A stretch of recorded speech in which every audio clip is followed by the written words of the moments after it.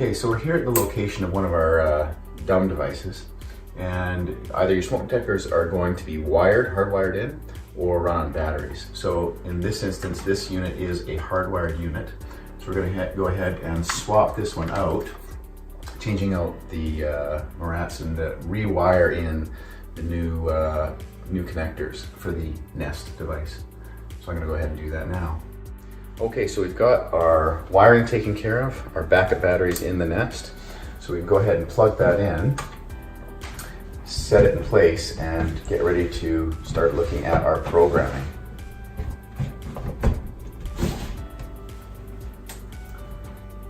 Okay.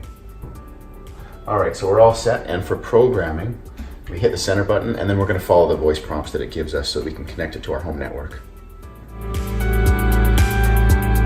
Ready, upstairs. Press to test.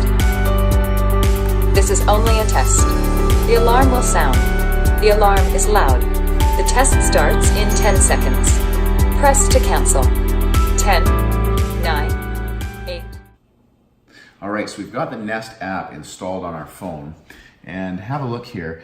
You have the option of selecting manually whether you're home or away, because it wants to be able to notify you, protect your home while you're out, or you can set up location services so that it will make a note of when you come and go from the house.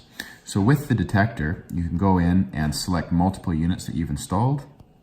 For example, we've just done the upstairs, and looking at that, it will show you the tests that it's done, the battery life, etc., etc. And again, it will go through an automatic test cycle. You can manually drive the test, and it will also give you a history of all your sound checks, etc. So have a look. It's a great unit, and I'm going to just pop back in the evening and show you one really cool feature that I wasn't expecting. Last cool feature. There's a built-in LED nightlight that's motion sensitive.